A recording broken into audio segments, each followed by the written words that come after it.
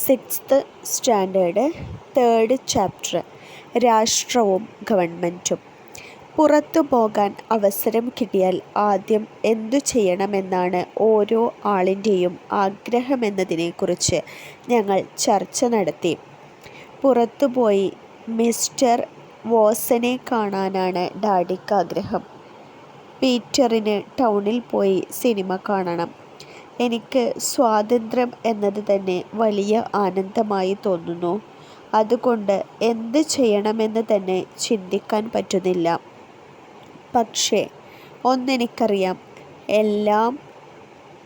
എല്ലാറ്റിലും അധികം ഞാൻ ഇഷ്ടപ്പെടുന്നത് ഞങ്ങളുടേത് മാത്രമായ ഒരു വീടും സഞ്ചാര സ്വാതന്ത്ര്യവുമാണ്. പിന്നെ എൻ്റെ സ്കൂളും പഠനവും. ഞാൻ എൻ്റെ രാജ്യത്തെ സ്നേഹിക്കുന്നു. ഞാൻ ഈ ഭാഷയെ സ്നേഹിക്കുന്നു. ഇവിടെ തന്നെ ജോലി ചെയ്ത് ജീവിക്കാൻ ആഗ്രഹിക്കുന്നു. ഹിറ്റ്ലറുടെ സൈനിക ആക്രമണം കാരണം സ്വന്തം രാജ്യത്ത് ഒരു ഇടുങ്ങിയ മുറിയിൽ ഒളിവു ജീവിതം നയിക്കേണ്ടി വന്ന ആൻ ഫ്രാങ്ക് തൻ്റെ പ്രിയപ്പെട്ട ഡയറിയായ കിറ്റിയിൽ കുറിച്ചിട്ട വരികളാണ് നാം മുകളിൽ വായിച്ചത്. ഇവിടെ ആൻ ഫ്രാങ്കിൻ്റെ ഏറ്റവും വലിയ ആഗ്രഹം സ്വാതന്ത്ര്യത്തോടെ ജീവിക്കുക എന്നതാണ്. സ്വാതന്ത്ര്യത്തോടെയും അന്തസ്സോടെയും നിർഭയരായി ജീവിക്കാൻ ജനങ്ങളെ സഹായിക്കുന്ന സാഹചര്യമൊരുക്കുന്നത് രാഷ്ട്രമാണ്. രാഷ്ട്രവും രാഷ്ട്രതന്ത്രശാസ്ത്രവും. രാഷ്ട്രത്തെക്കുറിച്ചുള്ള ശാസ്ത്രീയ പഠനമാണ് രാഷ്ട്രതന്ത്രശാസ്ത്രം. പുരാതന ഗ്രീസിലാണ് രാഷ്ട്രത്തെക്കുറിച്ചുള്ള പഠനത്തിന് ആരംഭം കുറിച്ചത്. നഗരരാഷ്ട്രങ്ങളായിരുന്നു രാഷ്ട്രവുമായി ബന്ധപ്പെട്ട പഠനത്തിൻ്റെ അടിസ്ഥാന ഘടകം. ഗ്രീക്ക് ചിന്തകരായ സോക്രട്ടീസ്, പ്ലേറ്റോ, അരിസ്റ്റോട്ടിൽ എന്നിവരാണ് രാഷ്ട്രവുമായി ബന്ധപ്പെട്ട ചിന്തകൾക്ക് തുടക്കമിട്ടത്. പൊളിറ്റിക്സ് അല്ലെങ്കിൽ രാഷ്ട്രതന്ത്രം എന്ന വാക്ക് ആദ്യമായി ഉപയോഗിച്ചത് രാഷ്ട്രതന്ത്രശാസ്ത്രത്തിൻ്റെ പിതാവായ അരിസ്റ്റോട്ടിലാണ്. അദ്ദേഹത്തിൻ്റെ വിഖ്യാത ഗ്രന്ഥമാണ് പൊളിറ്റിക്സ്. പൊളിറ്റിക്സ് അല്ലെങ്കിൽ രാഷ്ട്രതന്ത്രം എന്ന വാക്ക് ആദ്യമായി ഉപയോഗിച്ചത് രാഷ്ട്രതന്ത്രശാസ്ത്രത്തിൻ്റെ പിതാവായ അരിസ്റ്റോട്ടിലാണ്. അദ്ദേഹത്തിൻ്റെ വിഖ്യാത ഗ്രന്ഥമാണ് പൊളിറ്റിക്സ്. ഇനി എന്താണ് രാഷ്ട്രം? ജനങ്ങൾ രൂപീകരിച്ച ഏറ്റവും ഉന്നതമായ സാമൂഹിക രാഷ്ട്രീയ സ്ഥാപനമാണ് രാഷ്ട്രം. ഒരു നിശ്ചിത പ്രദേശത്ത് സ്ഥിരമായി അധിവസിക്കുന്നതും പരമാധികാരമുള്ള ഗവൺമെൻറ്റോട് കൂടിയതുമായ ഒരു ജനതയാണ് രാഷ്ട്രം. ജനസംഖ്യ, ഭൂപ്രദേശം, ഗവൺമെൻറ്, പരമാധികാരം എന്നീ ഘടകങ്ങൾ ചേർന്നാണ് രാഷ്ട്രം രൂപീകരിക്കപ്പെടുന്നത്. ജനസംഖ്യ, ഭൂപ്രദേശം, ഗവൺമെൻറ്, പരമാധികാരം എന്നീ ഘടകങ്ങൾ ചേർന്ന് രാഷ്ട്രം രൂപീകരിക്കപ്പെട്ടു. നിയമങ്ങൾ നിർമ്മിക്കുന്നതും ജനക്ഷേമം ഉറപ്പുവരുത്തുന്നതും രാഷ്ട്രത്തിൻ്റെ ചുമതലയാണ്. ജനങ്ങളുടെ അവകാശങ്ങൾ സംരക്ഷിക്കുന്നത് രാഷ്ട്രമാണ്. കൂടാതെ ജനങ്ങൾ രാഷ്ട്രത്തോട് പാലിക്കേണ്ട ഉത്തരവാദിത്തങ്ങൾ നിർവചിക്കുന്നതും രാഷ്ട്രം തന്നെ. ഇനി സ്റ്റേറ്റ്. എന്താണ് സ്റ്റേറ്റ്? ഗ്രീക്കുകാർ നഗരരാഷ്ട്രങ്ങളെ സൂചിപ്പിക്കാൻ പോളിസ് എന്ന പദവും റോമക്കാർ സിവിറ്റാസ് എന്ന പദവും ഉപയോഗിച്ചു. ഇറ്റാലിയൻ തത്വചിന്തകനായ നിക്കോളോ മാക്യവെല്ലിയാണ് സ്റ്റേറ്റ് എന്ന പദം ആദ്യമായി ആധുനിക അർത്ഥത്തിൽ ഉപയോഗിച്ചത്. ജർമ്മനിയിലെ പുരാതന ഗോത്രവിഭാഗങ്ങളായ ട്യൂട്ടോണുകൾക്കിടയിൽ പ്രചാരത്തിലുണ്ടായിരുന്ന സ്റ്റാറ്റസ് എന്ന വാക്കിൽ നിന്നാണ് സ്റ്റേറ്റ് എന്ന പദം ഉണ്ടായത്. ഇനി ജനസംഖ്യ. ഒരു വിദ്യാലയമാകണമെങ്കിൽ അവിടെ മറ്റ് സൗകര്യങ്ങളോടൊപ്പം കുട്ടികളും അധ്യാപകരും ജീവനക്കാരും ഉണ്ടാകണം. എല്ലാവരും ഒത്തൊരുമയോടെ സജീവമായി പ്രവർത്തിക്കുമ്പോഴാണ് വിദ്യാലയം എന്ന ആശയം പൂർണ്ണമാകുന്നത്. ഇതുപോലെ തന്നെയാണ് രാഷ്ട്രവും. ജനങ്ങൾ ഇല്ലാതെ രാഷ്ട്രത്തിന് നിലനിൽപ്പില്ല. എന്നാൽ രാഷ്ട്ര രൂപീകരണത്തിന് ആവശ്യമായ ജനസംഖ്യ എത്രയെന്ന് നിജപ്പെടുത്തിയിട്ടില്ല. ഒരു രാഷ്ട്രത്തിലെ ജനസംഖ്യയിൽ വിവിധ മത, വർഗ, വർണ്ണ വിഭാഗങ്ങൾ ഉൾപ്പെടാം. പരസ്പരാശ്രയത്വം, പൊതുതാൽപര്യം, പൊതുബോധം എന്നിവയാൽ ഒത്തൊരുമിച്ച് നിൽക്കുമ്പോഴാണ് ജനങ്ങൾ രാഷ്ട്രത്തിൻ്റെ ഘടകമായി മാറുന്നത്.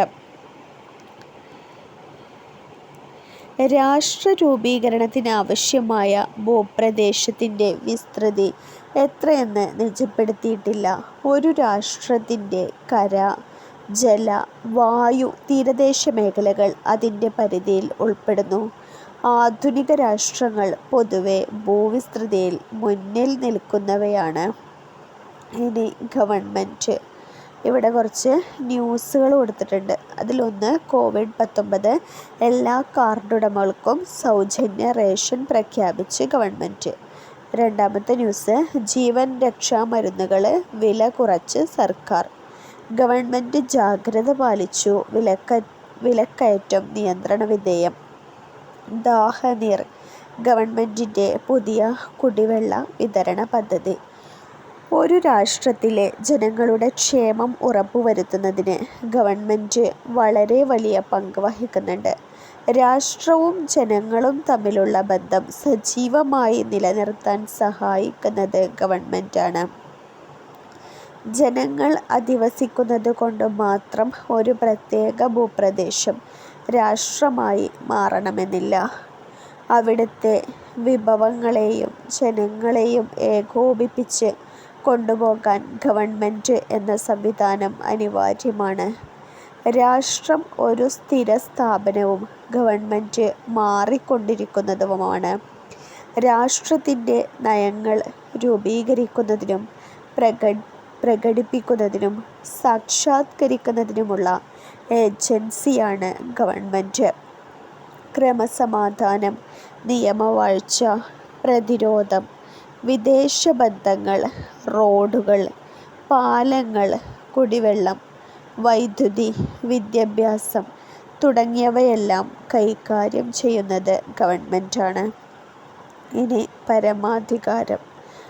അതിൽ കുറച്ച് ന്യൂസ് കട്ടിങ് കൊടുത്തിട്ടുണ്ട്. അതിൽ ആഭ്യന്തര കലാപം പരിഹരിച്ചു, ശ്രീലങ്ക ജനാധിപത്യത്തിലേക്ക്. ഇന്ത്യയും ചൈനയും പുതിയ സഹകരണ കരാറിൽ ഒപ്പുവച്ചു. യുദ്ധഭീതി, വിദേശത്തുള്ള വിദ്യാർത്ഥികളെ സുരക്ഷിതമായി നാട്ടിലെത്തിക്കുമെന്ന് ഇന്ത്യ.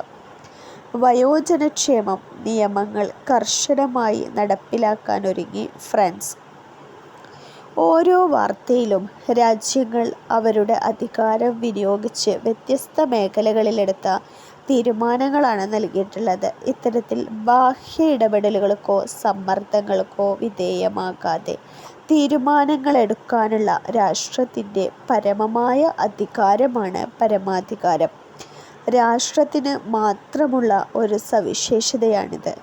നിയമങ്ങൾ നിർമ്മിക്കുന്നതും രാഷ്ട്രീയ തീരുമാനങ്ങൾ കൈക്കൊള്ളുന്നതും പരമാധികാരത്തിൻ്റെ ഭാഗമായാണ്.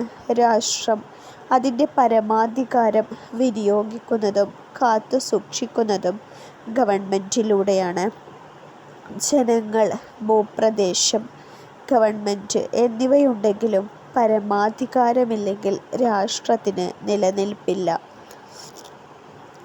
രാഷ്ട്ര രൂപീകരണ സിദ്ധാന്തങ്ങൾ. രാഷ്ട്ര രൂപീകരണത്തെ സംബന്ധിച്ച് പാനൽ ചർച്ച സംഘടിപ്പിച്ചിരിക്കുകയാണ്. കുട്ടികൾ അവരുടെ അഭിപ്രായങ്ങൾ എപ്രകാരം അവതരിപ്പിക്കുന്നു എന്നുള്ളൊരു ചിത്രം ഇവിടെ കൊടുത്തിട്ടുണ്ട്. അതിൽ ഒരു കുട്ടി പറയുന്നത്, ശക്തർ അശക്തരെ ബലപ്രയോഗത്തിലൂടെ കീഴടക്കിയാണ് രാഷ്ട്രം സ്ഥാപിച്ചത്. മറ്റൊരു കുട്ടി പറയുന്നത്, അല്ല, ജനങ്ങൾ രൂപപ്പെടുത്തിയ കരാറുകളാണ് രാഷ്ട്ര രൂപീകരണത്തിന് അടിസ്ഥാനമായത്. വേറൊരു കുട്ടി, ഇതൊന്നുമല്ല, രാഷ്ട്രം ആരും നിർമ്മിച്ചതല്ല, ദീർഘകാല പരിണാമങ്ങളുടെ ഫലമായാണ് രാഷ്ട്രം രൂപീകരിക്കപ്പെട്ടത്.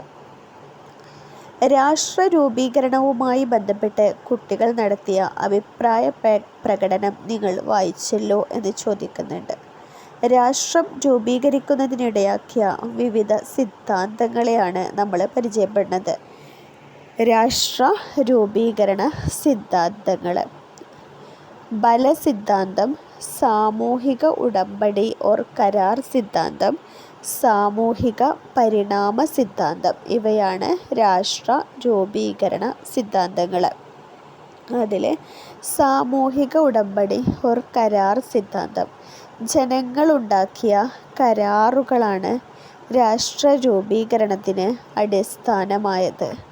രാഷ്ട്ര രൂപീകരണ സിദ്ധാന്തങ്ങളിൽ ഏറ്റവും പ്രചാരം നേടിയതും പൊതുവെ അംഗീകരിക്കപ്പെട്ടതും സാമൂഹിക പരിണാമ സിദ്ധാന്തമാണ്. ഇതനുസരിച്ച് രാഷ്ട്രം ആരുടെയും നിർമ്മിതിയല്ല. ദീർഘ കാലയളവിനുള്ളിൽ നിരവധി ഘടകങ്ങൾ പ്രവർത്തിച്ചതിൻ്റെ ഫലമായാണ് രാഷ്ട്രം രൂപീകരിക്കപ്പെട്ടത്. ഗോത്രരാഷ്ട്രത്തിൽ നിന്ന് ദേശരാഷ്ട്രത്തിലേക്ക്. ആധുനിക രാഷ്ട്രങ്ങളുടെ സ്വഭാവം ആദ്യകാല രാഷ്ട്രങ്ങളിൽ നിന്ന് തികച്ചും വ്യത്യസ്തമായിരുന്നു. ഗോത്രരാഷ്ട്രങ്ങൾ. രാഷ്ട്രീയ സ്ഥാപനങ്ങളുടെ സ്വഭാവം പൗരാണിക കാലത്ത് ചെറിയ തോതിലെങ്കിലും പ്രകടിപ്പിച്ചിരുന്നത് ഗോത്ര കൂട്ടായ്മകളാണ്. ഒരേ വംശത്തിലുള്ള ജനനം, ഒരേ താൽപ്പര്യങ്ങൾ, ഒരേ സാമ്പത്തിക പ്രവർത്തനങ്ങൾ എന്നിവയുടെ സ്വാധീനം ഗോത്രരാഷ്ട്രങ്ങളുടെ രൂപീകരണത്തിന് കാരണമായി. പൗരസ്ത്യ ഭരണ സംവിധാനങ്ങൾ. ആധുനിക രാഷ്ട്രങ്ങളുടെ ചില സവിശേഷതകൾ പ്രകടിപ്പിച്ചിരുന്നവയാണ് പൗരസ്ത്യ ഭരണ സംവിധാനങ്ങൾ. നദീതട സംസ്കാര കേന്ദ്രങ്ങളായ മെസൊപ്പൊട്ടേമിയ, ഈജിപ്ത്, ചൈന എന്നിവ ഉദാഹരണങ്ങളാണ്. വെങ്കലയുഗ സംസ്കാര കേന്ദ്രങ്ങളായ ഇവിടങ്ങളിൽ ജനങ്ങൾ നാഗരിക ജീവിതമാണ് നയിച്ചിരുന്നത്. ഗ്രീക്ക് നഗരരാഷ്ട്രങ്ങൾ. ആധുനിക രാഷ്ട്രങ്ങളോട് ഏറ്റവും അധികം സാദൃശ്യം പുലർത്തുന്നവയാണ് ഗ്രീക്ക് നഗരരാഷ്ട്രങ്ങൾ. ഏഥൻസ്, സ്പാർട്ട എന്നിവ ഉദാഹരണങ്ങളാണ്.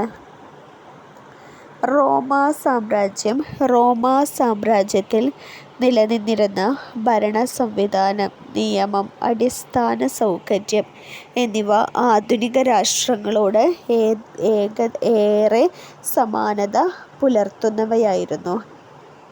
ഇനി ഫ്യൂഡൽ രാഷ്ട്രങ്ങൾ. റോമാ സാമ്രാജ്യത്തിൻ്റെ പതനശേഷം രൂപം കൊണ്ടതാണ് ഫ്യൂഡൽ രാഷ്ട്രങ്ങൾ. ഫ്യൂഡലിസമായിരുന്നു ഈ രാഷ്ട്രങ്ങളുടെ പ്രധാന സവിശേഷത. ഇവിടെ രാജാവ്, പ്രഭുക്കർ, കർഷകർ എന്നിങ്ങനെ അധികാരശ്രേണി വിഭജിക്കപ്പെട്ടിരുന്നു. രാജാവിന് അധികാരം പരിമിതമായിരുന്നു. ഭരണാധികാരം പ്രഭുക്കൾക്കായിരുന്നു. ദേശരാഷ്ട്രങ്ങൾ. യൂറോപ്പിലാണ് ആധുനിക ദേശരാഷ്ട്രങ്ങൾ പിറവിയെടുത്തത്.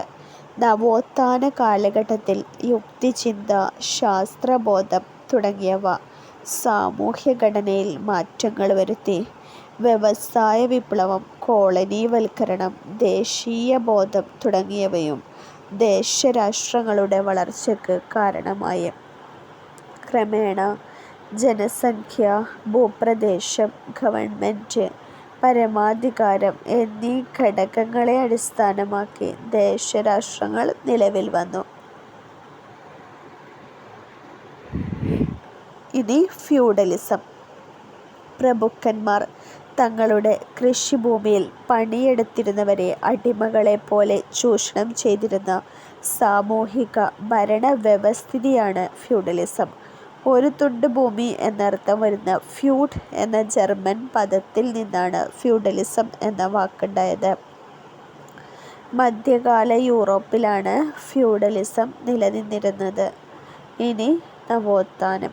14-15 നൂറ്റാണ്ടിൽ ഇറ്റലിയിലും ഇതര യൂറോപ്യൻ രാജ്യങ്ങളിലും കലാ-വൈജ്ഞാനിക രംഗങ്ങളിലുണ്ടായ പുത്തൻ ഉണർവാണ് നവോത്ഥാനം. മതപരമായ ആശയങ്ങളെക്കാൾ മനുഷ്യർക്ക് പ്രാമുഖ്യം കൽപ്പിക്കപ്പെട്ടു എന്നതാണ് ഈ കാലഘട്ടത്തിൻ്റെ സവിശേഷത. പെട്രാർക്ക്, ദാന്തെ, ഡാവിഞ്ചി തുടങ്ങിയവർ വിവിധ മേഖലകളിൽ നവോത്ഥാനത്തെ സ്വാധീനിച്ചവരാണ്. രാഷ്ട്രവും ഗവൺമെൻറ്റും പരസ്പര ബന്ധം. രാഷ്ട്രത്തിൽ ഭരണനിർവഹണം നടത്തുന്നത് ഗവൺമെൻറ്റാണ് എന്ന് നാം തിരിച്ചറിഞ്ഞു. ജനങ്ങളും രാഷ്ട്രവും തമ്മിൽ ബന്ധം സജീവമായി നിലനിർത്താൻ സഹായിക്കുന്നത് ഗവൺമെൻറ്റാണ്. ഗവൺമെൻറ്റില്ലാതെ ഒരു രാഷ്ട്രത്തിന് നിലനിൽപ്പില്ല. രാഷ്ട്രത്തിൻ്റെ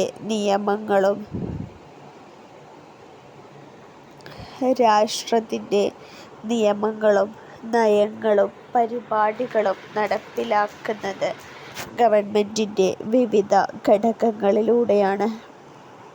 ഗവൺമെൻറ്റിൻ്റെ ഘടകങ്ങളാണ് നിയമനിർമ്മാണ വിഭാഗം, കാര്യനിർവഹണ വിഭാഗം, നീതിന്യായ വിഭാഗം.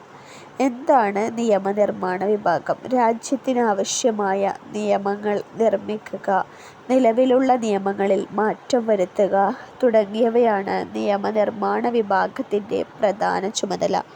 രാഷ്ട്രഭരണത്തെ നിയന്ത്രിക്കുന്നതിൽ നിയമനിർമ്മാണ വിഭാഗത്തിന് കാര്യമായ പങ്കുണ്ട്. ഇനി കാര്യനിർവഹണ വിഭാഗം. നിയമനിർമ്മാണ സഭ നിർമ്മിക്കുന്ന നിയമങ്ങൾ നടപ്പിലാക്കുകയും ഭരണനിർവഹണം നടത്തുകയും ചെയ്യുന്നത് കാര്യനിർവഹണ വിഭാഗമാണ്. ഗവൺമെൻറ്റിൻ്റെ ദൈനംദിന പ്രവർത്തനങ്ങൾ നിർവഹിക്കുന്നതും കാര്യനിർവഹണ വിഭാഗമാണ്. നീതിന്യായ വിഭാഗം നിയമങ്ങൾ വ്യാഖ്യാനിക്കുന്നതും തർക്കങ്ങളിൽ തീർപ്പ് കൽപ്പിക്കുന്നതും കുറ്റം ചെയ്തവരെ ശിക്ഷിക്കുന്നതും നീതിന്യായ വിഭാഗമാണ്. നിയമനിർമ്മാണ വിഭാഗം നിയമങ്ങൾ നിർമ്മിക്കുമ്പോൾ കാര്യനിർവഹണ വിഭാഗം അത് നടപ്പിലാക്കുന്നു. ഇത് പ്രക്രിയയിലുണ്ടാകുന്ന തർക്കങ്ങൾ പരിഹരിക്കുന്നത് നീതിന്യായ വിഭാഗമാണ്. ഗവൺമെൻറ്റിൻ്റെ സുഗമമായ പ്രവർത്തനത്തിന് 3 വിഭാഗങ്ങളും പരസ്പര പൂരകങ്ങളായി പ്രവർത്തിക്കേണ്ടത് അനിവാര്യമാണ്. രാഷ്ട്രസങ്കല്പനത്തിൻ്റെ ഉൽപ്പത്തിയും വികാസവുമാണ് നാം പരിചയപ്പെട്ടത്. പുരാതന ഗോത്ര ഭരണ സംവിധാനത്തിൽ തുടങ്ങി ജനാധിപത്യത്തിൽ അധിഷ്ഠിതമായ ആധുനിക ദേശരാഷ്ട്രങ്ങളുടെ തലത്തിലേക്ക് നമ്മുടെ രാഷ്ട്രങ്ങൾ മാറിക്കഴിഞ്ഞു. സമത്വം, സ്വാതന്ത്ര്യം, പരമാധികാരം എന്നിവയ്ക്ക് കൂടുതൽ പ്രാധാന്യം കൽപ്പിക്കപ്പെടുന്നു. ആധുനിക ദേശരാഷ്ട്രങ്ങൾ മനുഷ്യ പുരോഗതിയുടെ അടയാളപ്പെടുത്തൽ കൂടിയാണ്. രാഷ്ട്രത്തെക്കുറിച്ചിട്ടാണ് മെയിനായിട്ട് നമ്മൾ ഈ ഒരു വീഡിയോയിൽ ഡിസ്കസ് ചെയ്തത്. രാഷ്ട്രവും ഗവൺമെൻറ്റും എന്നാണ് ചാപ്റ്ററിൻ്റെ പേര്. ഈ രാഷ്ട്രവും ഗവൺമെൻറ്റും എന്ന ചാപ്റ്ററിലെ മെയിനായിട്ടുള്ള കണ്ടൻറ്റുകളാണ് നമ്മൾ ഈ ഒരു വീഡിയോയിൽ ഉൾപ്പെടുത്തിയിരിക്കുന്നത്. കൂടുതൽ SCERT വീഡിയോകൾക്ക് ഈ ചാനൽ സബ്സ്ക്രൈബ് ചെയ്ത് ലൈക്ക് ചെയ്യുക. Thank you.